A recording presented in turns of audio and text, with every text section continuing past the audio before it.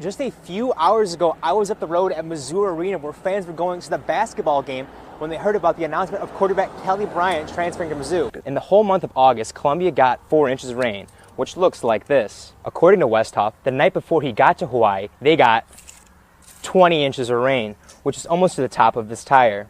These new amenities in the south end zone include a club on the second level that is the biggest fan club in the state, and a field-level entrance where players and fans can interact with each other as the Tigers take the field. An hour after the vigil started, there are still people here mourning the loss of 4-year-old Gabby Curry. Vice President Mike Pence came to praise and endorse a multitude of Republican candidates.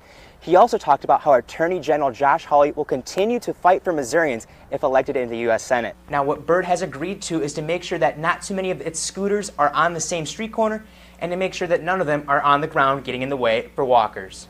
Now, earlier today, as you can see, there are 5 birds right behind me laying on the ground on the sidewalk.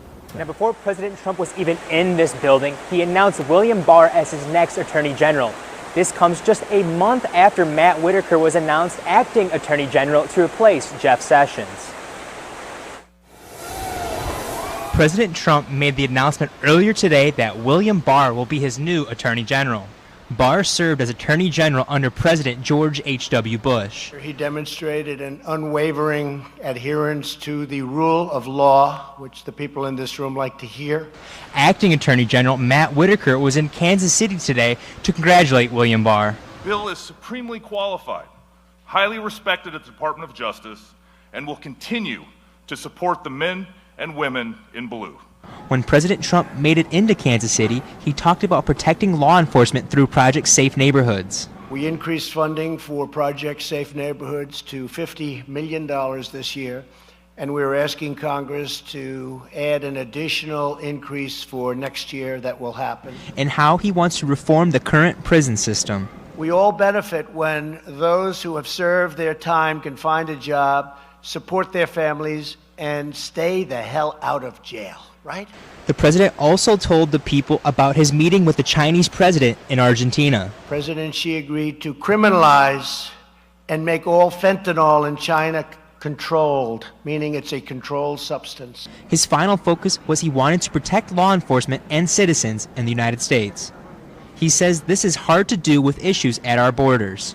Congress must fully fund border security in the year ending funding bill. We have to get this done.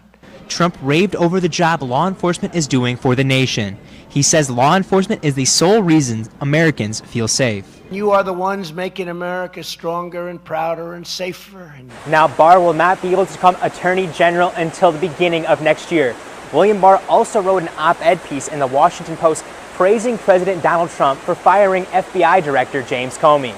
Live in Kansas City, I'm Jared Austin, KMUA News. This sign behind me might say closed, but that could change in 2 years. Veterans United, UPS, and Jeff Cook are looking to buy this property. Cook wants to bring the Boone County Fair back to Columbia and bring a couple companies along with him. That might surprise you. For years, the Boone County Fairground had rides, horses, and all sorts of fun events. But now, it sits with barn doors locked and no attractions. This is because the fair was moved to Sturgeon 3 years ago.